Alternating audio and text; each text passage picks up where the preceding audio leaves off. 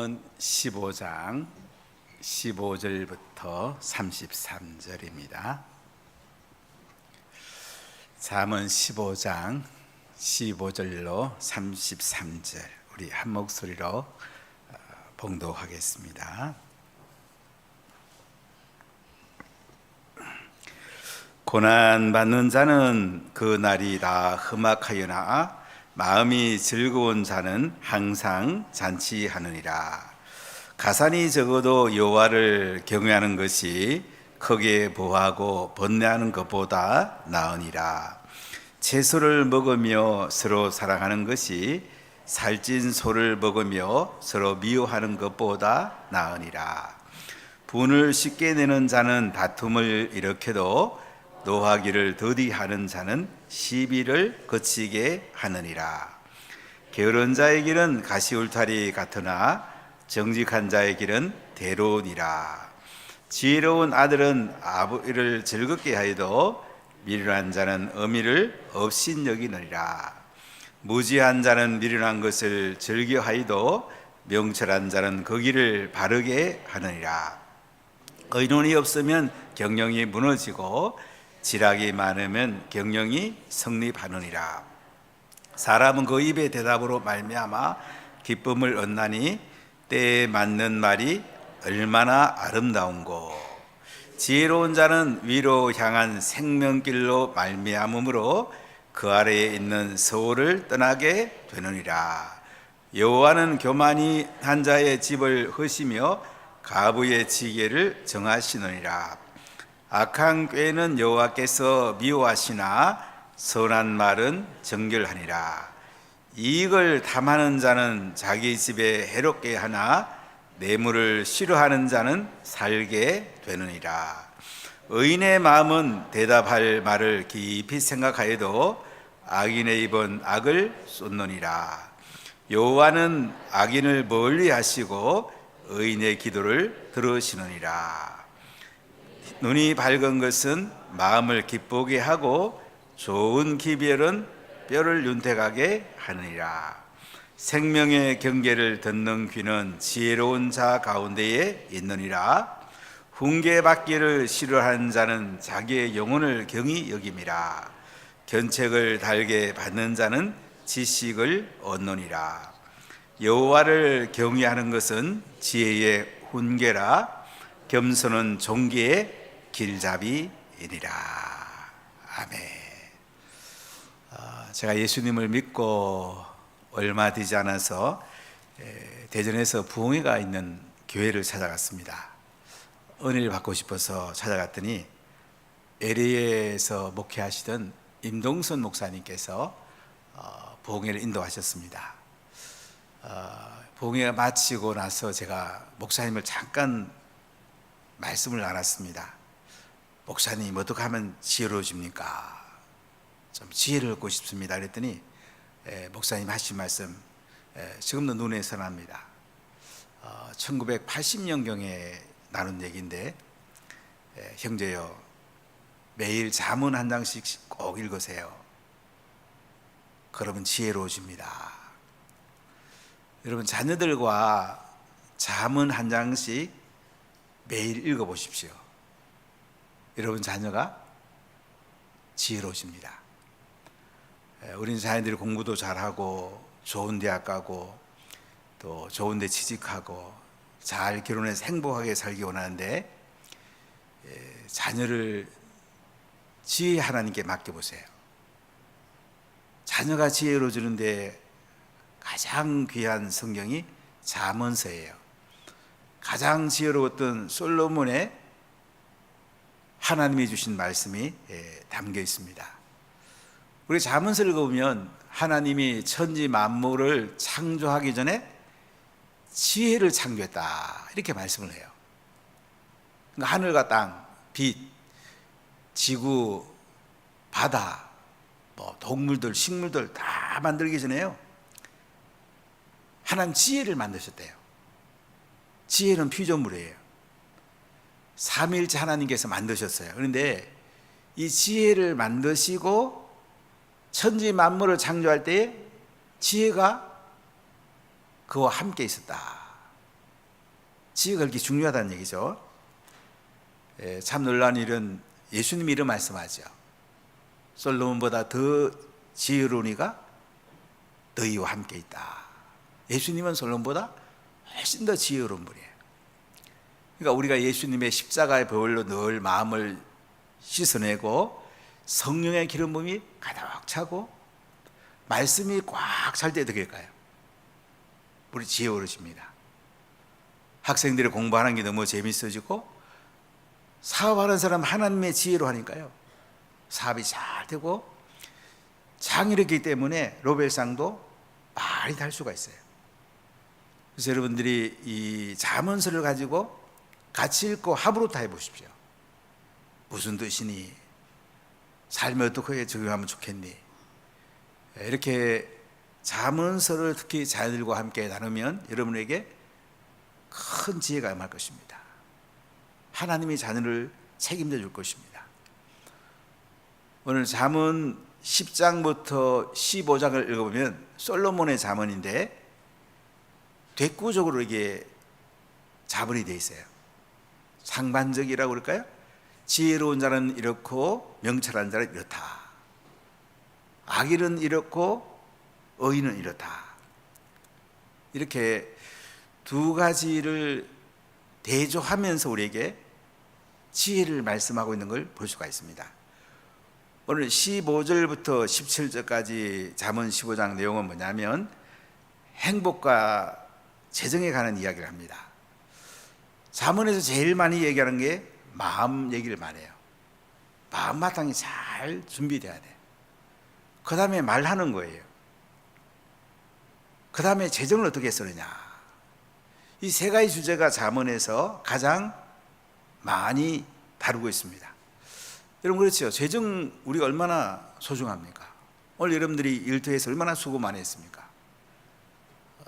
일터에서 돈 버는 목적은 여러 가지가 있겠습니다만은 일단 재정이 우리 가정을 미치는 영향이 엄청나게 크죠. 그래서 오늘 15절에 이렇게 말합니다. 같이 읽어볼까요?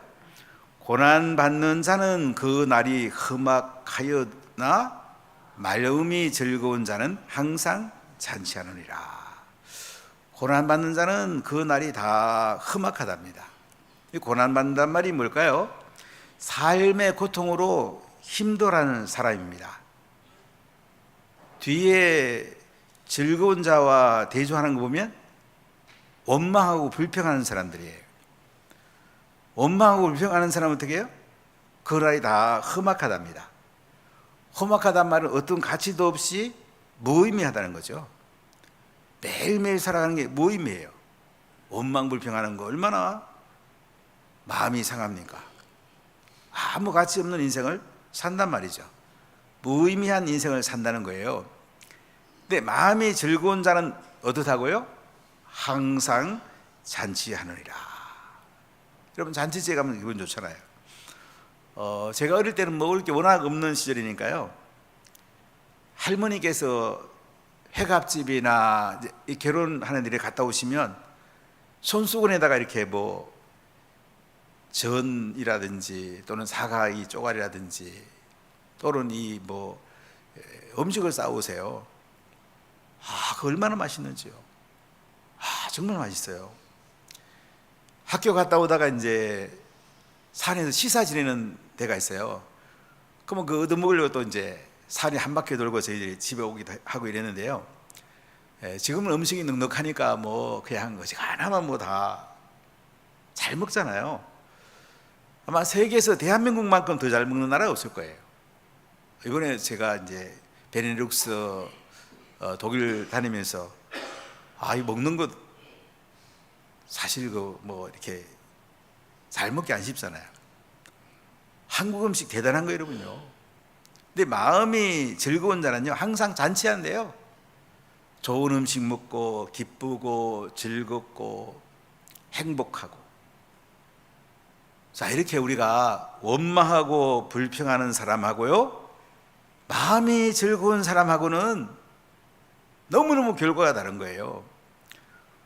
혹시 원망하고 불평하고 사는 분 안 계십니까? 무의미한 삶을 산대요.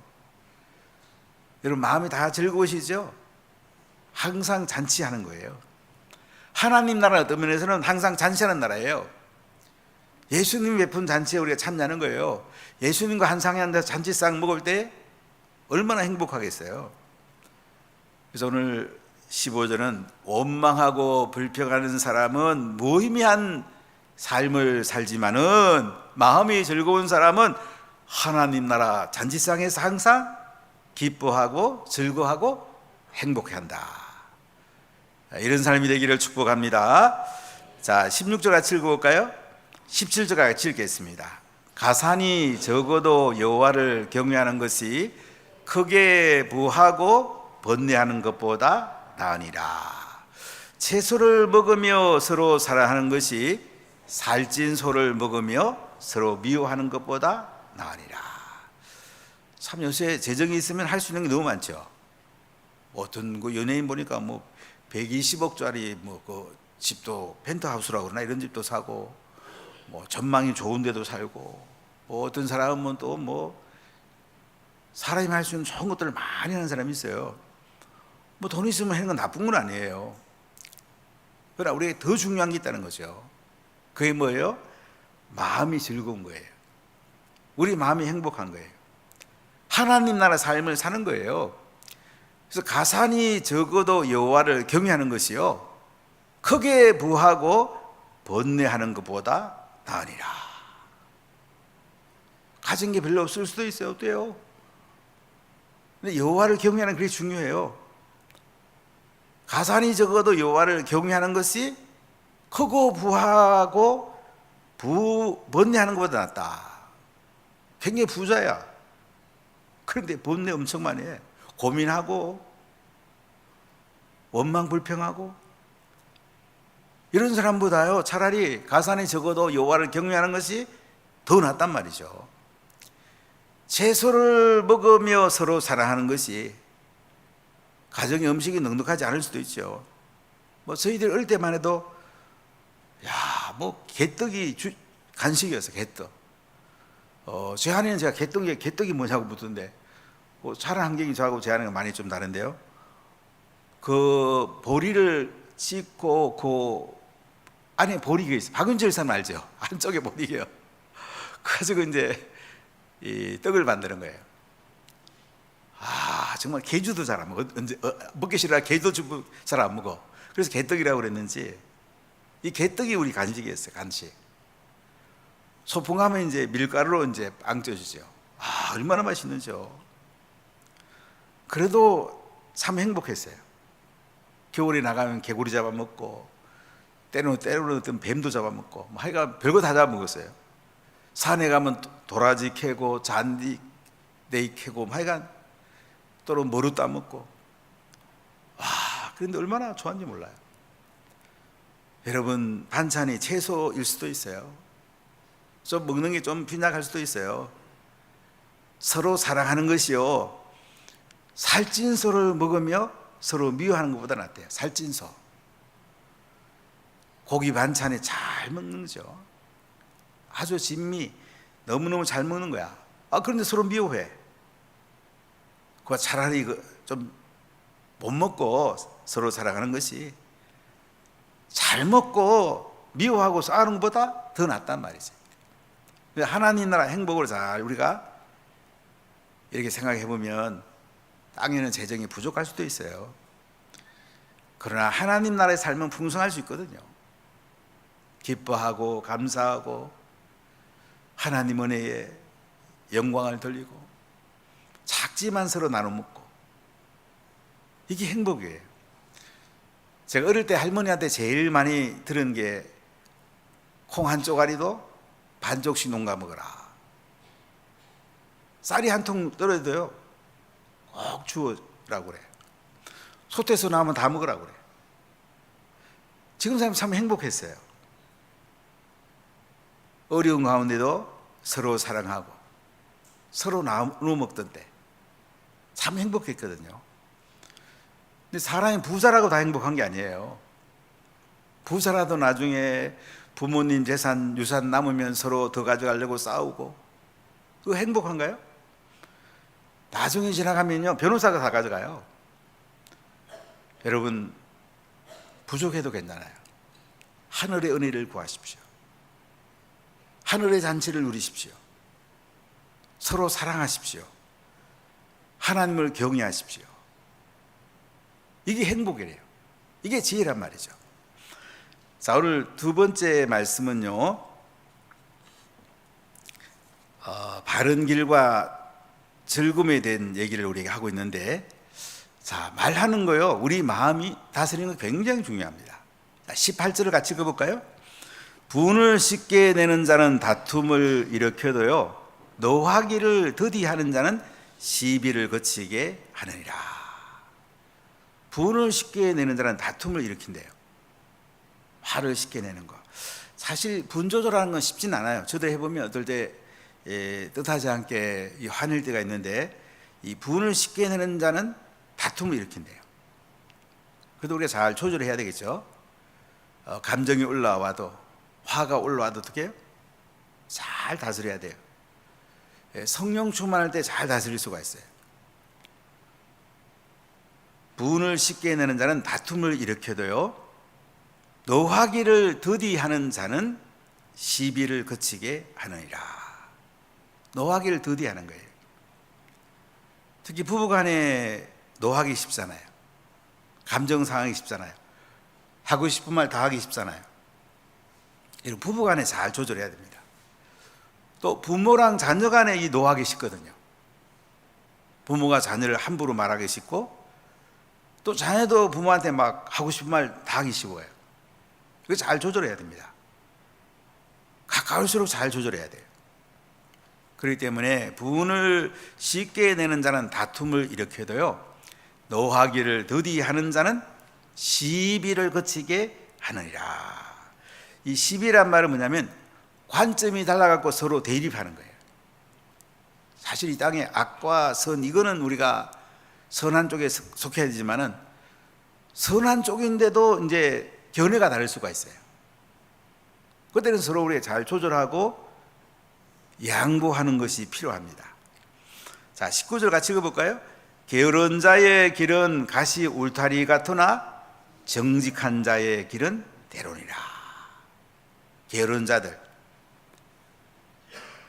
열심히 일하지 않아요. 잠은 개미한테 가서 배우라 하잖아요. 개미가 겨울에 먹을 양식을 위해서 아주 열심히 일해요. 게으른 자의 길은 가시 울타리 같대요. 이게 무슨 말이에요? 앞길이 막힌대요.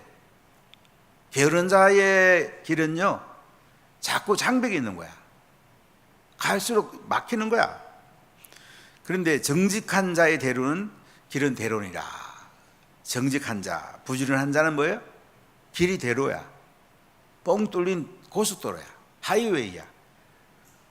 갈수록 잘 되죠. 여러분, 부지런히 사십시오. 우리가 보통 하루에 노동 8시간 하는데 더 열심히 할 수도 있죠. 제가 바라란시 가서 애기 지금도 기억이 많이 나요. 10년 동안 1200 가정교회, 5000셀, 2, 3만 명의 그 성도들을 쭉 한 곳에 모이는 게 아니에요. 수많은 곳에 모여요. 제가 이렇게 물어봤어요. 이렇게 되는 데는 하루에 몇 시간씩 전도했니? 그랬더니 아침 7시에 나가서 저녁 11시에 들어왔습니다. 할 말이 없더라고요. 얼마나 열심히 했는지. 보고타에 MCI 교회를 간 적이 있습니다. 2000년에 갔는데 어린이들이 15,000명이 모여요. 엄청나죠. 보고타의 어린이 담당 전사님께 물어봤어요. 하루에 몇 시간 사역했습니까? 했더니 저는 아침 6시에 나가면 11시까지 했습니다. 정말 부지런했더라고요. 부지런하면 좋은 열매가 있을 수밖에 없죠. 근데 게으르면 앞길에 장벽이 있단 말이지. 장애물이 있단 말이지. 이게 길이 나지 않는단 말이지. 그러나 부지런한 사람의 길은 뭐예요? 대로 걸린단 말이지. 하나님께서 열어준단 말이죠. 자, 20절을 우리 같이 읽어볼까요? 지혜로운 아들은 아비를 즐겁게 하여도 미련한 자는 어미를 없이 여기니라. 지혜로운 아들은요, 아비를 즐겁게 합니다. 어떻게 아버지를 즐겁게 해드릴까? 지혜로운 아들은 그래요. 아버님께 순종하고, 어떻게 하면 아버님을 즐겁게 해드리지? 어떻게 하면 아버님을 잘 세워드리지? 어떻게 하면 아버님을 명예를 높여드리지? 이 지혜로운 아들이에요. 미련한 자는 어떻게 한다고요? 어미를 업신여긴답니다. 함부로 대한답니다. 우리 교회는 그런 자녀들 아무도 안 계시겠죠. 여러분, 교회 다니는 거 대단한 겁니다. 사회 속 오면 미련한 자 많아요. 부모를 업신여기는 사람 많아요. 돈만 빼가려고 하는 자녀들 많아요. 또 우리 교회 자녀들 보면 참 아름다워요. 여러분, 예수 믿는 게 대단한 거예요. 교회 와서 계속 말씀 듣는 게 대단한 겁니다. 지혜로운 아들은 아비를 즐겁게 해도요, 미련한 아들은요, 어미를 업신여긴대요. 아비를 즐겁게 해야 되지 않겠습니까? 자, 21절 보겠습니다. 무지한 자는 미련한 것을 즐겨하여도 명철한 자는 거기를 바르게 하느니라. 무지한 자, 지혜가 없는 자야. 이 사람은 미련한 것을 즐거워한다. 미련하단 말은 어리석단 말이에요. 어리석은 것을 즐겨하는 거예요. 반복으로 하는 거예요. 근데 명철한 자는요, 그 길을 바르게 합니다. 명철한 자는요, 바른 길을 가게 되고요, 되는 길을 걸어갑니다. 제가 총회적으로 미래자립교회, 자립이 안 된 교회 목회자를 좀 많이 만나 사역해 보니까 제가 안타까운 게 있었어요. 안 되는 걸 자꾸 반복하는 거예요. 되는 길이 있는데, 배우면 되는 길이 있는데 안 되는 걸 자꾸 반복하는 거예요. 이게 참 어리석은 거죠. 혹시 여러분들이 공부하는 자녀들은 지혜롭게 공부하는 길이 있어요. 제가 이제 고등학교 다닐 때 공부는 하고 싶은데 이 공부하는 법을 잘 몰라가지고요. 그때 1학년 때 산업일반이라는 책이 있는데, 책 처음부터 끝까지 막 암송하려고 해봤는데 암송 잘 안 되더라고요. 나중에 제가 이제 대학교가 깨달은 게 뭐냐면, 헌법책을 들고 저희 집 뒷산 한 450m 돼요. 올라가 보니까 먼 데가 다 보이는 거야. 50리도 다 보여요. 저수지도 보이고 논도 보이고 멀리는 산도 보이고. 깊이 깨달았어요. 아, 헌법이 뭐지? 큰 줄기가 뭐지? 아, 기본권을 보장하는 거구나. 자유권, 평등권, 생활권을 보장하는구나. 이거를 위해서 입법부가 있고 행정부가 있고 사법부가 있구나. 상권이 잘 분리되고 견제와 균형을 이루는 게 중요하구나. 여러분, 악법을 만들지 말라고 우리가 많이 기도하는데요, 이 세 부서가 견제와 균형을 이루는 게 굉장히 중요해요. 안 그러면 입법부가 독재할 수 있고요, 행정부가 독재할 수도 있고요, 사법부가 독재할, 이 세 부서가 견제와 균형을 이루면서 목적은 뭐냐면 국민의 기본권을 보장하는 거예요. 그러고 나니까 이제 많이 보이더라고요. 아, 그러면 자유권이 뭐 있냐? 뭐 종교의 자유도 있고, 그 다음에 뭐 양심의 자유도 있고, 학문의 자유, 뭐 언론, 집회, 결사, 뭐 이런 자유. 이 나중에 세분화하면 되죠. 그러니까 우리가 위에서 내려다보세요. DY 학습법이라고 나중에 원동년 박사하고 학습법을 제가 읽어보니까 그 위에서 내려다보는 학습법. 사실 제가 먼저 이거 깨달았었는데, 그번 책에 이제 그런 거 나오던데요. 우리가 지혜가 필요합니다. 위에서 내려다보세요. 공부 그렇게 안 어려워요. 처음부터 막 다 외우려고 하면 나중에 지루해버려요. 그러니까 처음엔 한번 쑥 훑어보는 거야. 그 다음에 조금 더 자세히, 그 다음에 더 자세히, 그 다음에 아주 깊이. 이렇게 하다 보면 이제 이게 전체가 들어오잖아요. 흐름이 들어오잖아요. 맥이 잡히잖아요. 성경도 마찬가지예요. 창세부터 요한계시록 쉬운 책이 아니에요, 이거요. 또 성령을 받아 깨달아져요. 그러니까 여러분들이 전체 흐름을 자꾸 배우세요. 성경을 자꾸 배우세요. 그러면서 이제 세부적으로 묵상하고 꼭꼭 씹어서 먹고 말씀을 내 삶으로 담아내고 하나님 지혜를 주는 거예요. 하나님 참 대단한 분이죠. 자, 우리 21절 다시 볼까요? 무지한 자는 미련한 것을 즐기하여도 명철한 자는 그 길을 바르게 하느니라. 아멘. 자, 우리 22절을 같이 한번 읽겠습니다. 의논이 없으면 경영이 무너지고 지략이 많으면 경영이 성립하느니라. 의논이 없다. 네, 우리가 이제 사람들하고 지혜를 모을 필요가 있어요. 혼자 의견보다는 여러 사람의 의견을 모으는 게 좋아요.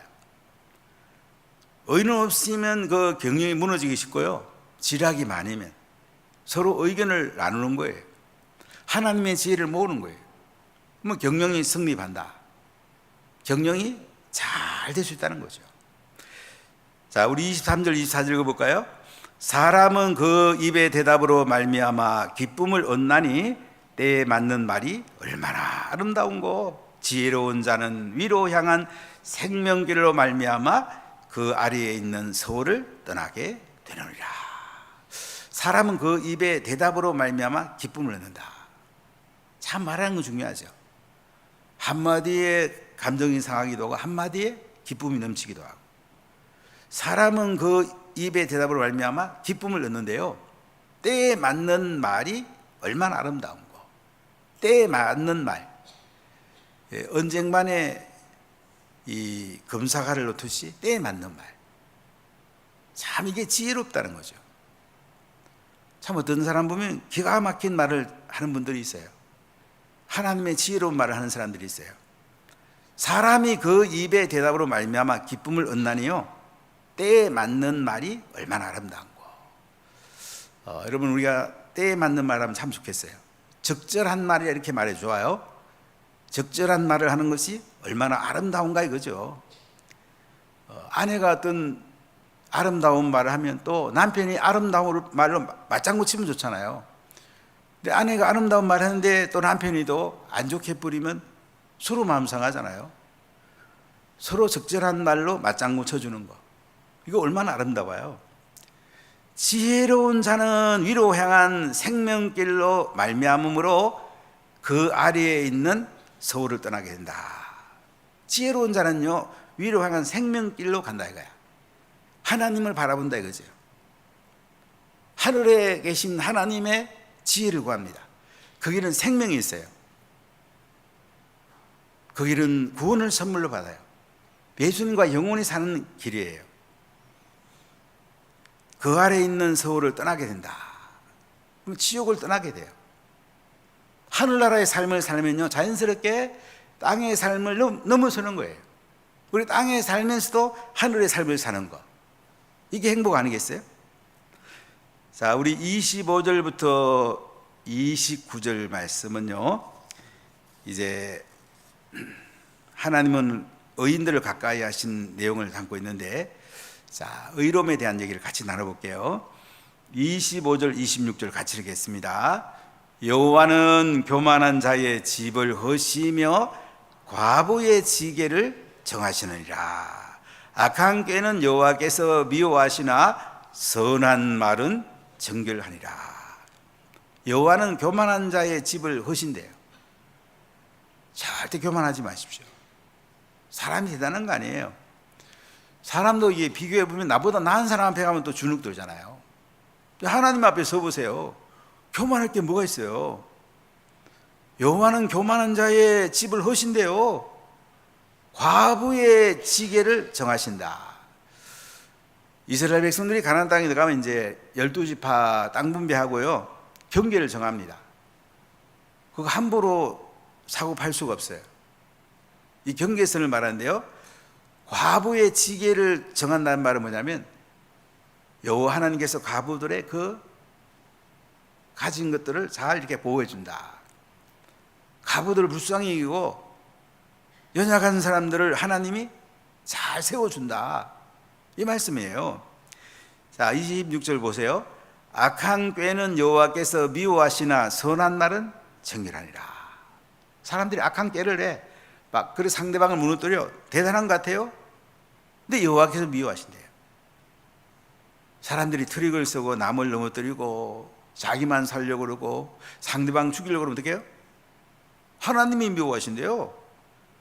선한 말은 정결하니라. 근데 상대방을 세워주고 잘 이렇게 함께하는 삶을 살아가면 어떻게 해요? 정결하다. 하나님이 함께 하시고 하나님이 복을 준답니다. 자, 우리 27절부터 29절까지 같이 읽어볼게요.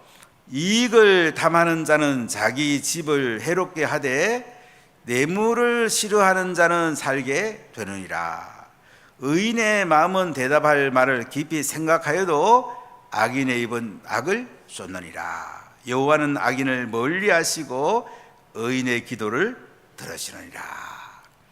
자, 이익을 탐하는 자는요, 자기 집을 해롭게 한답니다.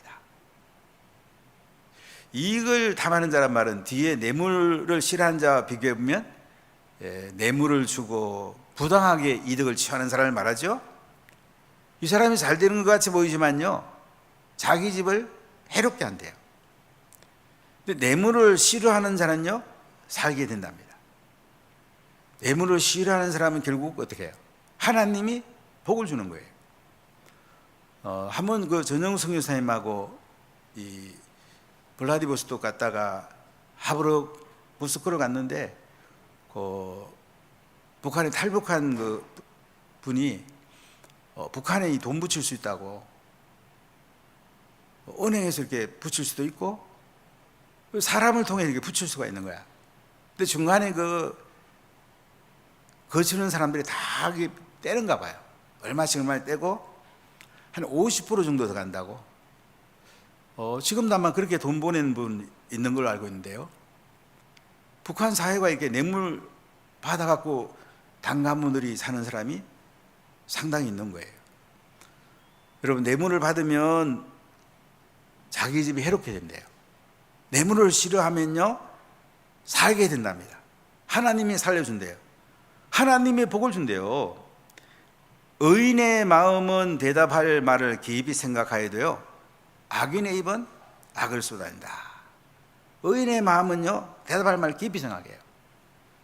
이렇게 하면 상대방이 어떻게 될까? 배려하면서 생각하는 말을 해요. 근데 악인의 입은 악을 쏟아낸다. 악한 말을 그냥 물이 쏟아지듯이 막 쏟아내는 거야. 서로 상처 주고 서로 힘들게 되는 거예요. 여호와는 악인을 멀리 하시고요, 의인의 기도를 들으신다. 그러니까 악하게 하면서 우리가 기도해도요, 별로 응답이 없어요. 우리가 하나님 말씀대로 의롭게 살면서 기도하면 어떻게 해요? 하나님 들으신대요. 의인의 기도는 들으시는 분, 이건 하나님이에요. 그렇기 때문에 우리가 오래 기도하는 것도 중요하지만은 자기를 바꿔가면서 하나님 형상 닮아가면서 내 속에 못된 거 하나님의 성분을 바꿔가면서 말씀을 가득 담아서 하나님 은혜 가운데 의롭게 살며 기도하는 것이 이게 더 중요하다는 거죠. 그래서 이 29절을 다시 읽어볼게요. 여호와는 악인을 멀리 하시고 의인의 기도를 들으시느니라. 아멘. 자, 우리 30절부터 33절까지 내용 보면 훈계와 책망에 대한 이야기인데요, 우리 30절, 31절을 같이 읽어볼게요. 눈이 밝은 것은 마음을 기쁘게 하고 좋은 기별은 뼈를 윤택하게 하느니라. 생명의 경계를 듣는 귀는 지혜로운 자 가운데에 있느니라. 자, 눈이 밝은 것은요, 마음을 기쁘게 한대요. 눈이 밝다. 무슨 말입니까? 우리 마음을 기쁘게 사는 거예요. 그러면 어떻게 될까요? 마음이 기쁘죠. 눈이 밝다. 우리가 하나님 은혜 가운데 살고요, 하나님을 바라보고요, 우리가 마음에 기쁨을 주는 거예요. 좋은 기별은 뼈를 윤택하게 한다잖아요. 군대 간 자녀에게 좋은 기별이 와보세요. 얼마나 좋아요. 외국에 가 있는 자녀들에게 좋은 기별이 온다. 뼈를 윤택하게 한다. 여러분, 좋은 기별이 이런 건데 많이 전달되기를 간절히 축복합니다. 그럼 뼈가 윤택해져요. 건강해진단 말이죠. 31절 보세요. 생명의 경계를 듣는 길은 지혜로운 자 가운데 있느니라. 생명의 경계. 경계란 말은 징계보다 좀 더 강한 의미예요. 생명의 경계를 듣는 길. 우리가 좋은 것도 듣지만은 격려와 때로는 위로도 듣지만 어떻게 해요? 때로는 우리가 훈계도 받잖아요. 때로는 혼돈할 수 있죠. 꾸중도 받을 수도 있죠. 직면당할 수도 있죠. 이렇게 생명의 경계를 듣는 귀는 지혜로운 자 가운데 있대요. 그러니까 사람들을 이렇게 직면해 보면 이 사람이 지혜로운지 아닌지 금방 알 수 있죠. 직면하면 어떤 사람은 금방 화내는 사람이 있고, 직면해도 어떤 사람은 나를 사랑해서 나를 바꾸라고 직면하시는구나. 그걸 감사하는 사람이 있어요. 자, 우리 32절 읽어볼까요? 훈계받기를 싫어하는 자는 자기의 영혼을 경역임이라 견책을 달게 받는 자는 지식을 얻느니라. 훈계받기를 싫어하는 자는 어떻게 한다고요? 자기 영혼을 경역인대요. 사실 훈계받기 좋아하는 사람 누가 있겠어요? 그러니까 지나고 보면 훈계받은 것이 우리에게 많이 유익하다는 걸 생각해 봐요. 특히 자녀들을 기를 때에 미운 5살, 이때는 확실하게 악한 걸 꺾어줘야 돼요. 어릴 때는 훈계해줘야 돼요. 격려도 하고 훈계도 같이 해야 돼요. 훈계를 싫어하면 어떻게 해요? 자기 영혼을 경역인데요. 영혼이 바로 서지 않는데요. 근데 견책을 달게 받는 자는 지식을 얻는다. 이 견책이란 말은 이 경계란 말하고 연결된 말인데요. 훈계보다 좀 강한 말이에요. 사람이 견책 받는 거 안 쉽죠. 근데 견책을 달게 받는 자는 어떻게 한다고요? 지식을 얻는다. 하나님을 경외하게 되고요. 하나님을 아는 지식이 커지고요. 자기의 성품이 아름답게 세워지게 된다는 거죠. 자, 우리 33절을 같이 크게 한번 읽어볼까요? 여호와를 경외하는 것은 지혜의 훈계라 겸손은 존귀의 길잡이니라. 여호와를 경외하는 것은 지혜의 훈계래요. 여호와를 경외하는 데서 지혜가 생겨요. 그러니까 지혜는 여호와를 경외하는 그 기초에서 지혜가 생기는 거예요. 우리가 샘 줄기가 지나가는 데서 샘을 파면 물이 나듯이요, 여호와를 경외하는 그 물길에서 우리는 하나님의 지혜를 얻는 거예요. 겸손은 존귀의 길잡이리라. 그래서 우리가 하나님 말씀 듣는 것을 겸손하게 받아야 돼요. 때로는 훈계받고 경계받고 견책받는 것을 즐겁게 받아야 돼요. 그러면 겸손은 존귀의 길잡이다. 오히려 우리가 존귀하게 되고 하나님을 경외하게 되고 지혜롭게 된다는 것입니다. 오늘 여러분에게 하나님의 지혜가 임하기를 바라고, 기도할 때 성령의 기름 부음 가운데 하나님의 풍성한 지혜가 가득가득 넘쳐서 행복하고 또 하나님을 영화롭게 해드리는 모든 성도들이 다 되시기를 예수님 이름으로 간절히 축복합니다.